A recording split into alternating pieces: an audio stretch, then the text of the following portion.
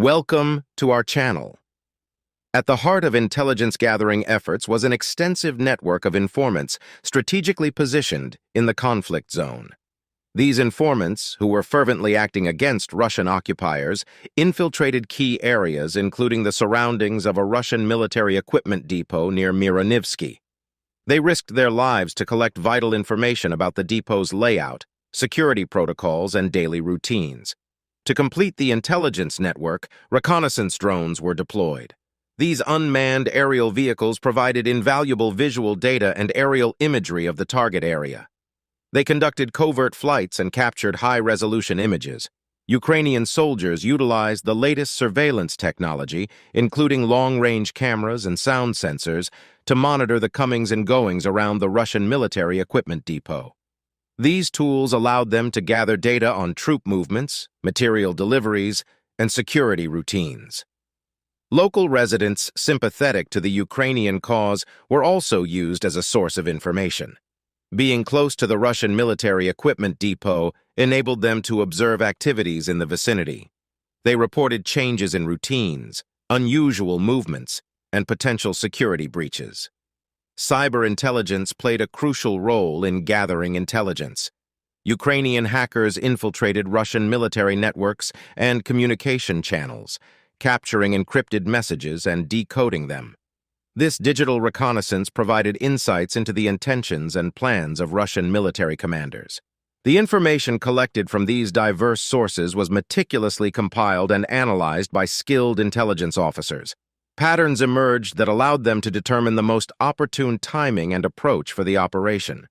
Indeed, the strategic importance of the arsenal near Mironivsky was very significant in the minds of Ukrainian commanders. They realized the opportunity to neutralize this Russian military equipment, inflict damage on the occupiers, and restructure the dynamics of the conflict in their favor. Ukrainian intelligence not only identified the location of the depot, but also obtained valuable information about its contents. It was revealed that the facility stored a wide range of critical military materials, including artillery shells of various calibers, small arms ammunition, anti-tank missiles, and other essential ordnance. Aware of the vital importance of these materials for Russian military operations, Ukrainian commanders targeted them as key objectives. Ukrainian forces meticulously targeted ammunition and missile storage areas within the depot to maximize disruption. These areas were typically kept separate to prevent devastating chain reactions in case of an accident or attack. By focusing on these specific sections, Ukrainian soldiers aimed to trigger a series of explosions that would render a significant portion of the ammunition unusable.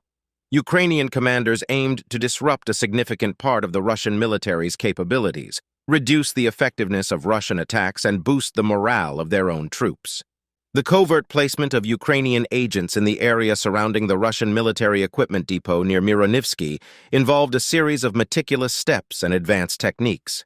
Ukrainian agents, specially selected for their skills in covert operations, managed to infiltrate the area using the cover of darkness.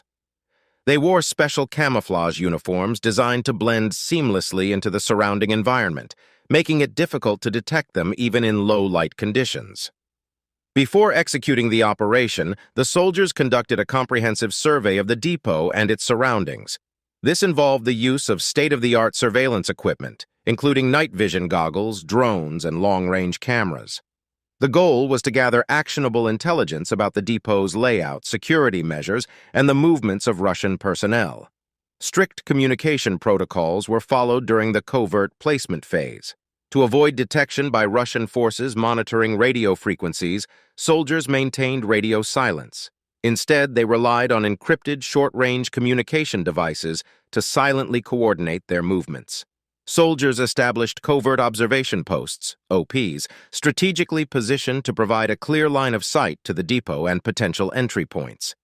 These OPs were concealed within the landscape's natural features, such as dense vegetation or elevated positions, further reducing the risk of detection. Aware of the possibility of Russian counter-surveillance efforts, Ukrainian agents took countermeasures to detect and evade attempts to track their movements. This included periodic scanning of electronic surveillance devices and the use of diversionary tactics to confuse pursuing adversaries. Operational security, OPSEC, was crucial throughout the covert placement phase. Soldiers adhered to protocols designed to protect their identities and mission objectives, acting with a keen awareness of the necessity to avoid compromising their presence. Before commencing the operation, soldiers thoroughly checked and prepared their equipment. This included ensuring firearms were clean and well-maintained, explosives were safely secured, and all necessary materials were readily accessible. Throughout the covert placement phase, soldiers prioritized remaining undetected. They moved quietly and carefully, minimizing physical and noise-related signals to avoid drawing attention. The covert placement of Ukrainian agents was a highly complex and well-executed phase of the operation. Their ability to infiltrate the area surrounding the Russian military equipment depot undetected was crucial for gathering critical intelligence and preparing for the subsequent destruction of the depot's contents. Ukrainian special forces carefully selected suppressed firearms for the operation. These weapons were chosen for their ability to fire quietly, minimizing the noise generated by gunshots. Commonly used suppressed firearms included pistols, submachine guns, and special sniper rifles. As soldiers approached the depot, they encountered Russian guards stationed around the facility. Special forces relied on their suppressed firearms to quickly and quietly eliminate these guards. The suppressors attached to the barrels of these weapons significantly reduced the noise generated during firing, making it difficult for nearby guards to hear or identify the source of the shots. Suppressed pistols and submachine guns were preferred in close-quarters combat situations, such as encountering patrolling guards. These compact firearms allowed soldiers to stealthily attack targets, ensuring no alarms were raised. Soldiers aimed to make precise shots targeting vital areas, such as the head or chest, to ensure the quick neutralization of guards. The muffled sounds of suppressed gunfire meant that even if a guard was taken out, nearby guards might not immediately detect the threat, further preserving the element of surprise. Beyond suppressors, special subsonic ammunition was used with suppressed firearms. Subsonic ammunition produces less noise than standard ammunition due to its lower velocity. This choice contributed to the overall stealth of the operation. The quiet and methodical elimination of guards had a psychological effect on Russian defenders. The absence of loud gunshots and the sudden disappearance of their comrades increased confusion and disarray among Russian forces. The use of suppressed firearms allowed Ukrainian special forces to maintain discretion during the initial phase of the attack. By preventing the rapid spread of noise that could alert the entire facility, soldiers gained a critical advantage in securing the depot before meaningful intervention could occur. The strategic placement of explosives played a crucial role in the success of Ukrainian special forces attacks on the Russian military equipment depot. These explosives were carefully positioned to target critical and vulnerable parts of the facility, ensuring controlled demolition and minimizing collateral damage. Before the operation, Ukrainian special forces conducted extensive reconnaissance to identify sensitive areas within the depot. These areas included ammunition stores, heavy weapon depots, and critical infrastructure. Explosives were strategically placed at these points. Special care was taken to ensure the explosives inflicted maximum damage on the targeted military equipment and minimized structural damage that could jeopardize the entire depot's integrity. The explosive charges were equipped with timers or remote detonation devices, allowing special forces to control when the explosives would detonate. This precision was crucial for ensuring destruction occurred at the most opportune moment. The initial explosions were set to detonate in sequence, creating chaos and confusion among Russian defenders, preventing them from effectively responding to subsequent blasts. Ukrainian intelligence had identified the presence of heavy weapons in the depot. These included combat tanks, armored vehicles, self-propelled guns, and other significant military assets. These heavy weapons were effective in enhancing Russia's assault capabilities and regional control. The effectiveness of Ukrainian special forces in neutralizing heavy weapons in the Russian military equipment depot largely depended on the strategic placement of explosives. Explosives were designed to exploit these specific vulnerabilities. The size and composition of each assault were carefully selected to maximize damage to the targeted heavy weapon. For tanks, charges were typically placed near the tracks or under the turret. Disabling the tracks immobilizes the tank, while targeting the turret can render the main weapon inoperable or jammed. Explosive charges were strategically placed near critical components of armored vehicles, such as engines or ammunition storage. The goal was to impair mobility or trigger secondary explosions in the case of ammunition storage. Charges placed on or near artillery pieces often targeted the breech or firing mechanisms. Disabling these components could prevent the artillery piece from firing accurately or at all. Explosives were set to detonate in sequence, ensuring multiple critical components were targeted and disabled in a coordinated manner. Although the goal was to disable heavy weapons, care was taken to minimize structural damage to the depot. This approach prevented unwanted collapses that could jeopardize the success of the operation. The primary objective was to render heavy weapons ineffective without immediate destruction. This allowed Ukrainian forces to gain a significant advantage by neutralizing threats without eliminating Russian occupiers, limiting their ability to strategically reposition them. These operations were customized to exploit vulnerabilities specific to each type of weapon, ensuring heavy weapons were either rendered unusable or their functionality was significantly impaired. The goal was to neutralize threats while minimizing structural damage to the depot. As the attack continued, previously placed explosives were remotely detonated by designated team members. These explosions were timed to create a cascading effect, enhancing the destruction within the depot. The coordinated attack and subsequent explosions plunged Russian defenders into chaos and disarray. The combination of surprise attacks, suppressed gunfire, and explosions left them struggling to respond effectively. Ukrainian special forces quickly moved to secure the perimeter of the depot, preventing any reinforcements from arriving or escaping. This perimeter control was crucial for preserving the element of surprise and isolating the target. Throughout the operation, Ukrainian special forces executed their tasks with unwavering determination. They adapted to changing conditions while focusing on their objectives, attempting to neutralize the threat posed by the Russian military equipment depot. The Russian military equipment depot was reduced to burning ruins, and its arsenal was devastated. This loss was catastrophic for the Russian military, significantly depleting their capabilities in the region. Ukrainian special forces executed their tasks with unshakable resolve. The combination of strategic coordination, suppressed weapons, and precisely timed explosives allowed them to deliver a devastating blow to Russian occupiers and significantly weaken their military capabilities in the Donetsk region. The loss of a significant military asset, including the supply depot and heavy weapons, had a profound and demoralizing effect on Russian troops. The destruction of the supply depot meant an immediate and significant depletion of ammunition. Russian soldiers faced the challenge of conserving their remaining ammunition, knowing that resupply would be difficult. Russian troops found themselves in a dire state of vulnerability. Without adequate access to ammunition and heavy weapons, they were less prepared to effectively fight or defend against Ukrainian counterattacks. The loss of the supply depot raised concerns about future resupply efforts. Russian soldiers began to question whether they would receive the necessary resources to continue their mission.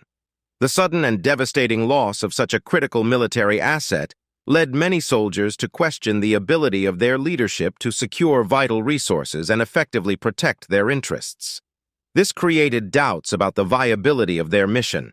Soldiers wondered why their leaders failed to adequately protect the supply depot and heavy weapons, leading to perceptions of negligence or incompetence. All these factors combined to create a widespread sense of demoralization among Russian troops. They faced uncertainty about their future effectiveness in the conflict and struggled with the harsh reality of diminished capabilities. The destruction of the supply depot and heavy weapons was not just a logistical failure, it was a form of psychological warfare. It aimed to demoralize Russian troops and create doubt, potentially affecting their willingness to continue the fight. The loss of critical military resources, combined with sudden vulnerability and doubts about leadership, had a demoralizing effect on Russian troops. They were left questioning the feasibility of their mission and the ability to secure necessary resources for success in the conflict, contributing to a widespread sense of morale decay. The disruption of supply lines and the chaos among heavy weapons placed significant logistical pressure on the Russian military. They were forced to divert resources and personnel to respond to the immediate crisis, not only weakening their positions but also making them vulnerable to Ukrainian counterattacks. The depot's destruction had profound and lasting effects, with many long-term implications for the Russian military. Rebuilding the arsenal to previous levels would require significant resource allocation, including finance, manpower, and raw materials. The sudden loss of resources strained the Russian military's capabilities. Replenishing stocks of advanced weaponry, ammunition, and heavy equipment will be a time-consuming process. The production, procurement, and transportation of these assets are lengthy. Meanwhile, Russian forces faced operational limitations due to reduced firepower. They had to adapt their tactics and strategies to compensate for the loss of heavy weapons and limited ammunition. The destruction of the depot disrupted the logistics supply chain. Russian commanders were forced to redirect resources and efforts to secure alternative sources of ammunition and equipment. The weakened state of the Russian military provided Ukrainian forces with a significant window of opportunity. They could potentially launch attacks to reclaim lost territories or capitalize on the enemy's diminished capabilities. Ukrainian commanders could leverage the tactical advantage gained from reducing the enemy's firepower. This could include initiating counterattacks or more effectively reinforcing defense positions. The destruction of the depot created a perception of vulnerability and operational disruptions within the Russian military. This perception could influence the assessments of international actors regarding Russia's willingness and ability to engage in the conflict. Ukrainian leaders might use Russia's temporary weakening in diplomatic negotiations, leveraging the situation to press for favorable conditions or concessions. The long-term consequences of the depot's destruction, including resource-intensive rebuilding, operational limitations, and a strategic opportunity window for Ukraine, also had impacts on ongoing conflict-related international perceptions and potential diplomatic negotiations. The events following the successful operation to destroy the Russian military equipment depot near Myronivsky presented Putin and the Kremlin with a complex and urgent dilemma. The significant loss of military equipment, including advanced weaponry and heavy assets, significantly eroded Russia's capabilities in the region. The operation jeopardized Putin's strategic objectives in Ukraine, including maintaining control over occupied territories, asserting influence in the region, and pressuring the Ukrainian government. Responding with military force to recover lost equipment risked escalating the conflict. This could lead to increased international condemnations, sanctions, and the possibility of a broader conflict with unpredictable outcomes.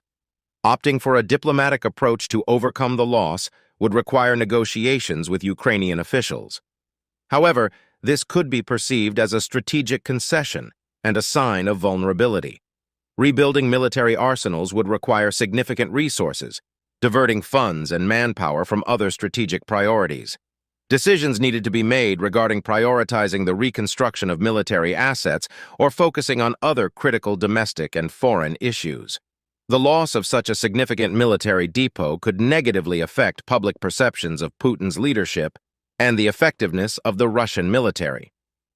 The revelation of the operation's success could impact Russian troop morale and potentially lead to doubts about leaders' ability to secure critical resources.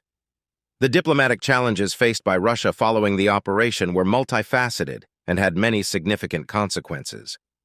The destruction of a critical military equipment depot was swiftly condemned by Western countries, including the United States and European Union member states.